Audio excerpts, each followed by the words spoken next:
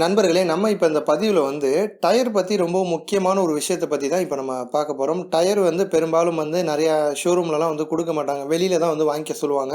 அது நீங்க எம்.ஆர்.எஃப் டயர் வாங்குனாலும் சரி, மிச்சலின் டயர் வாங்குனாலும் சரி, சியாட் வாங்குனாலும் சரி, எந்த டயர் வாங்குனாலும் டயருக்குன்னு ஒரு லைஃப்ன்னு ஒண்ணு இருக்கு. பெரும்பாலும் ஒரு டயர் தயாரிக்கிறாங்க அப்படின்னா, எந்த வருஷத்துல தயாரிச்சிருக்காங்களோ அதுலேருந்து ஒரு 3 வருஷம் அதற்கு முன்னாடி தயாரிச்ச டயர வாங்காதீங்க. உதாரணத்துக்கு இப்ப 2018ல வாங்க போறீங்கன்னா, 2015க்கு பிறகு தயாரிச்ச டயர வாங்குனீங்க அப்படின்னா, உங்களுக்கு நல்லது. ஒருவேளை 2015க்கு முன்னாடி தயாரிச்ச டயர நீங்க வாங்கிட்டீங்க அப்படின்னா, டயரோட லைஃப் பாதிக்கப்படும். நம்ம தான் வாங்குற நம்ம தான் பாதிக்கப்படுவோம். பெரும்பாலும் அந்த 3 வருஷங்கிறது 2 வருஷமா வச்சுக்கிட்டா கூட ரொம்பவே நல்லது. அதாவது 2018ல வாங்க போறோம்னா, 2016க்கு பிறகு வந்த டயரா இருந்தா இன்னும் சூப்பரான ஒரு விஷயம்.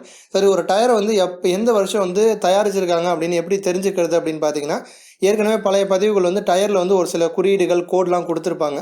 அது டயரோட விட்த்து, டயரோட டெப்த்து இந்த மாரி விஷயங்கள்லாம் இருக்கும். அதேமாரி லோடு ரேஷியோ, ஸ்பீட் ரேஷியோலாம் இருக்கு. இந்த டயர்ல இவ்வளோ ஸ்பீட்ல தான் மேக்ஸிமம் முடியும். அதுக்கு மேல போனா டேஞ்சரு. இவ்வளோ லோடு தான் ஏத்திக்கிற மாரி ஏற்கனவே பழைய பதிவுகள் சொல்லியிருப்போம்.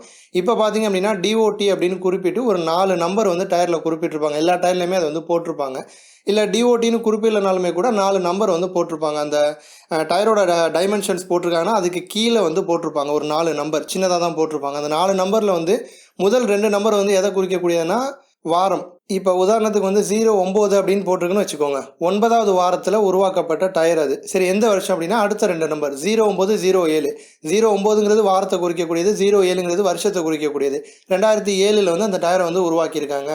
அது மாரி உங்க டயர்ல எந்த வருஷம், எந்த வாரம் அப்படிங்கிறத பார்த்துக்கோங்க. ஏன்னா ஒரு 2 வருஷம் அதுக்குள்ள இருந்த டயரா இருந்தா லைஃப் நல்லாயிருக்கும். அதற்கு மேல இருக்க டயர ஒரு வேளை ஸ்டாக் அவங்ககிட்ட இருந்து உங்ககிட்ட தள்ளி விட்டாங்கன்னா, நீங்க வாங்குனீங்கன்னா, உங்களோட டயர் லைஃப் தான் சீக்கிரம் போயிரும்.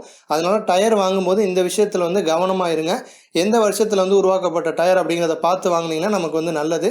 இந்த வீடியோவ பத்தின உங்களது எண்ணங்கள கமெண்ட் பண்ணுங்க. இந்த வீடியோ உங்களுக்கு பிடிச்சிருந்துச்சு அப்படின்னா மத்தவங்களுக்கும் ஷேர் பண்ணுங்க. நன்றி.